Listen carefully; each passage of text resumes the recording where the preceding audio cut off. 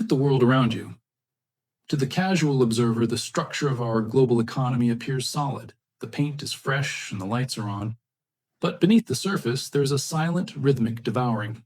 This is the termite-infested foundation of the modern financial system. Most people walk these halls every day, never hearing the faint creak of structural timber turning to dust.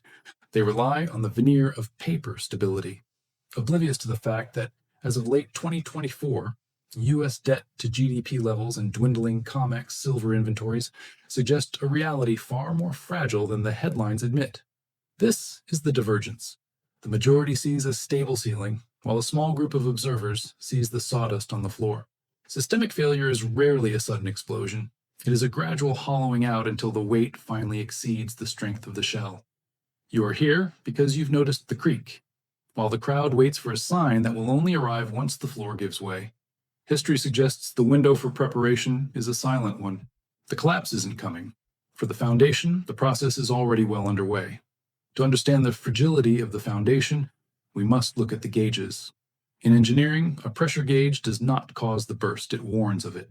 In the financial world, silver is that gauge, the most sensitive instrument we have for measuring the internal pressure of the global monetary system. As of late 2024, the most critical metric to observe is the U.S. debt-to-GDP ratio. According to the most recent data from the St. Louis Fed, this ratio currently sits near 120%. To put that in perspective, this level exceeds the fiscal peaks seen during the height of World War II. While the post-war era was defined by a massive expansion of production that outpaced debt, current projections suggest a different trajectory. We are now operating in uncharted fiscal territory, maintaining a debt load that, in any other historical context, precedes a significant period of currency debasement. This brings us to the math of the silver-to-gold ratio. For centuries, this ratio hovered between 12 to 1 and 15 to 1, reflecting the actual crustal abundance of the two metals. Even for much of the 20th century, a ratio of 40 to 1 or 50 to 1 was considered an indicator of extreme economic stress. However, as of late 2024, we are seeing the ratio oscillate between 80 to 1 and 85 to 1. Analysts suggest this widening gap is not a sign of silver's irrelevance, but rather a profound disconnect between the paper price dictated by speculative futures markets and the physical reality of industrial and monetary demand. Silver is often called the poor man's gold, but more accurately, it is the barometer of institutional trust. Gold is the asset of central banks. Silver is the asset of the individual. When the ratio remains this high despite record-breaking industrial demand and dwindling exchange inventories, it indicates that the system is working overtime to suppress the signal. The math reveals a systemic leak. The government is effectively liquidating the purchasing power of the currency to service a debt load that can no longer be repaid with honest money. In this environment, silver serves as the ultimate pressure valve.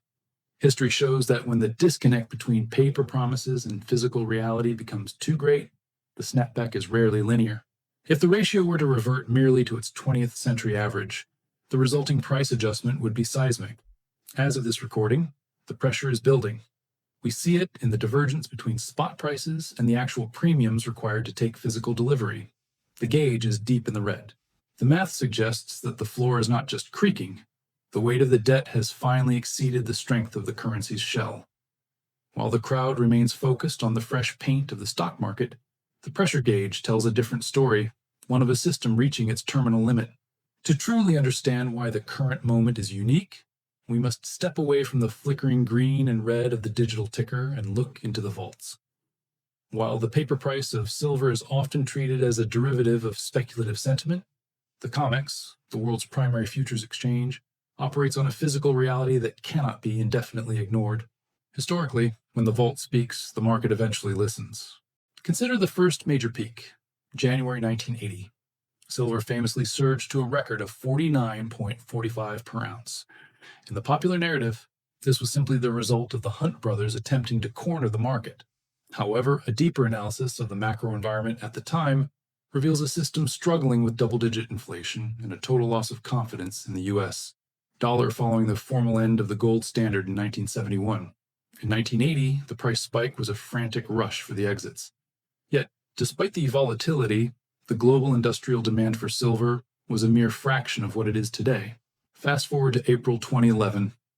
Following the great financial crisis and the introduction of unprecedented quantitative easing, silver once again tested the $50 ceiling, reaching approximately $49.80.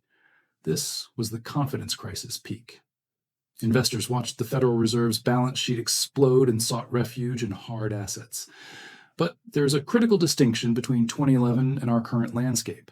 In 2011, the silver to gold ratio bottomed out near 30 to 1. Today, as of late 2024, that ratio remains persistently high, oscillating between 80 to 1 and 85 to 1, even as physical stocks face a different kind of structural pressure. This brings us to the why now context that historical charts alone cannot convey. According to COMEX warehouse data, updated as of late 2024, there's a growing and precarious divergence between eligible and registered silver. Registered silver represents the metal that is actually vaulted and available for delivery to satisfy futures contracts. Industry reports indicate that registered inventories have periodically dipped to levels not seen in decades, while eligible silver, metal held in the vault for storage but not offered for sale, remains at higher nominal levels. It is effectively a ghost inventory. It belongs to private owners who, seeing the same termite-infested foundation of the currency we've discussed, are increasingly unwilling to part with their physical holdings at current spot prices. Adjusted for inflation, the 1980 peak of $49.45 would be equivalent to over $180 in today's purchasing power. This suggests that while the nominal price of silver may seem significant to the casual observer, the real-world value remains suppressed far below historical extremes. Unlike the 1980 or 2011 eras, we are now facing what many analysts describe as a structural deficit.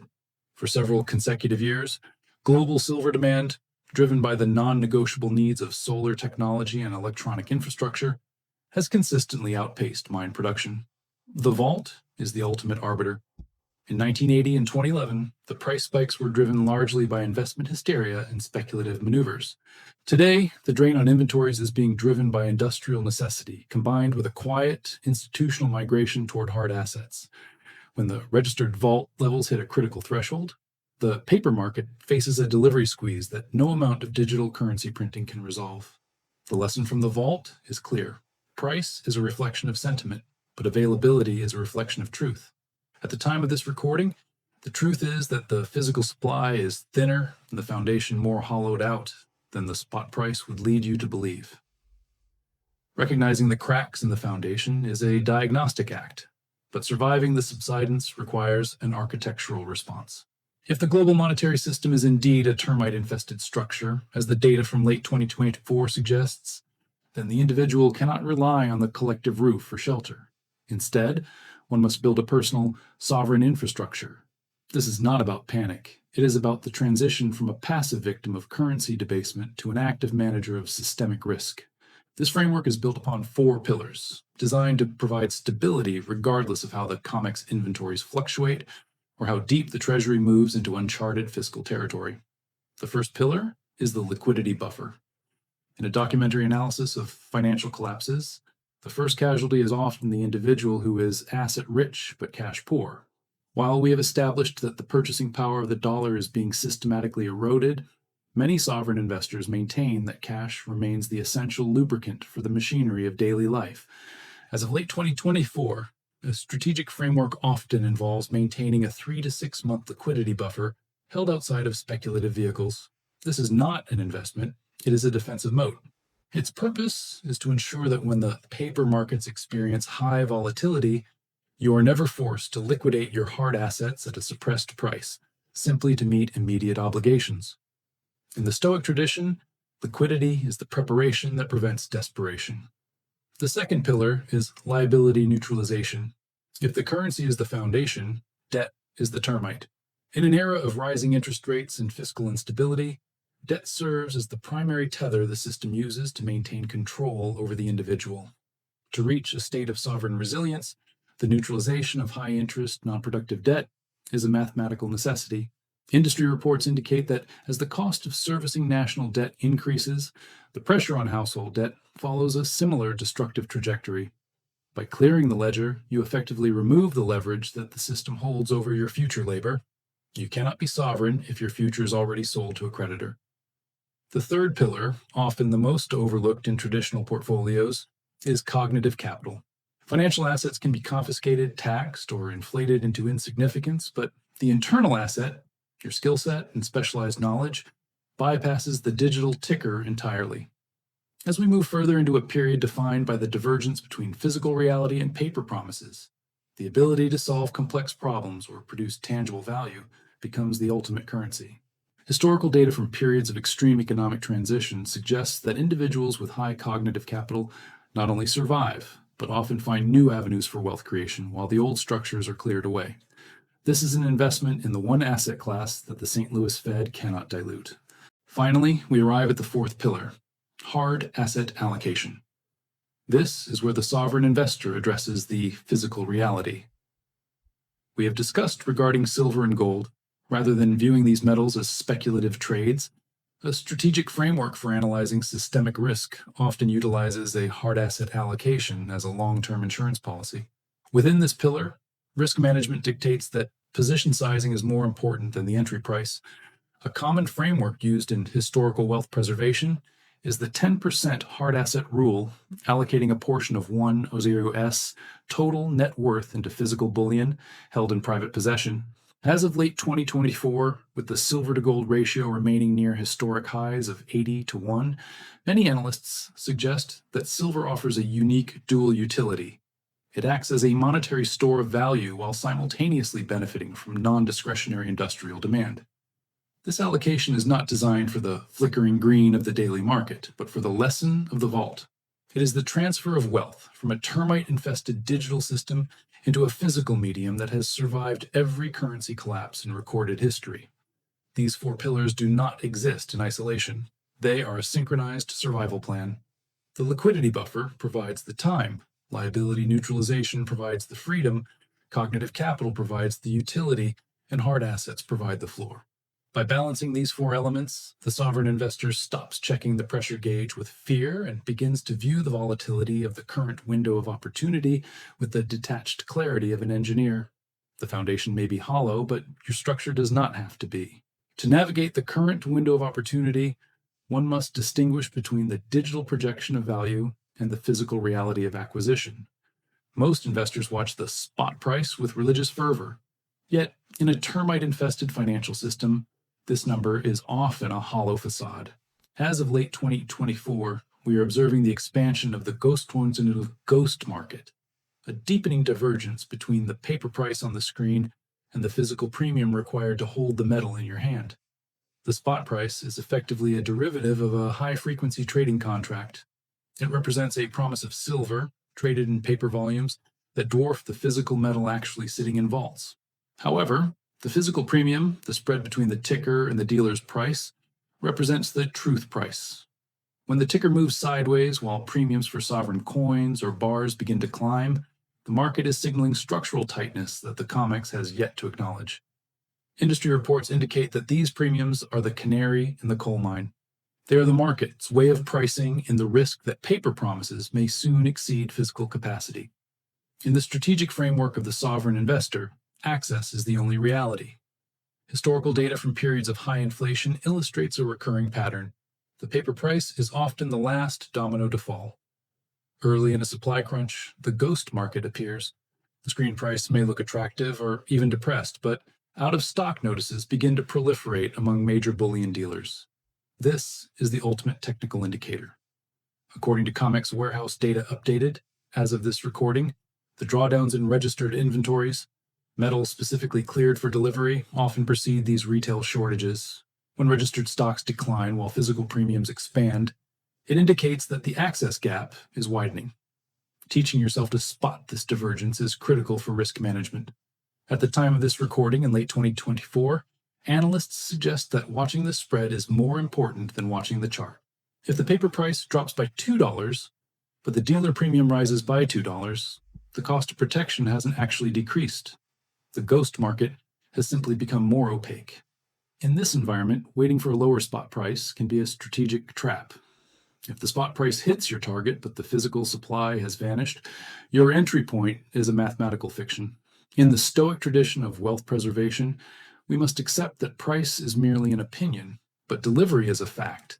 To own the metal is to exit the ghost market and enter the realm of physical certainty. Resilience in this era is not found in the daily fluctuations of a digital ticker. It is found in the stoic discipline of position sizing.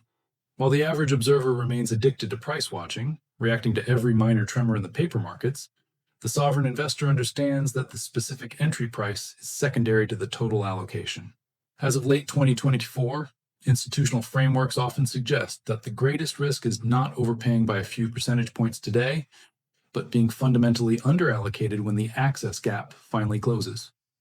If your strategy requires checking the spot price every hour, you aren't building a foundation. You are gambling on the very volatility you seek to escape. Educational considerations suggest that focusing on the percentage of net worth held in hard assets is the only metric that provides actual security. In fact, many experts suggest you should stop watching the price entirely. Focus instead on the position. Industry reports indicate that those who obsess over the perfect entry often find themselves standing on the sidelines when physical supply enters a period of nonlinear scarcity. This transition from a passive participant to an active manager of risk is the final step in sovereign resilience. It leads us to a final difficult question regarding the moral obligation of wealth preservation. If the monetary system is indeed a termite-infested structure, is securing your future merely a personal preference, or is it a responsibility to your family and community? Share your perspective below. Does the individual have a duty to remain solvent when the system cannot?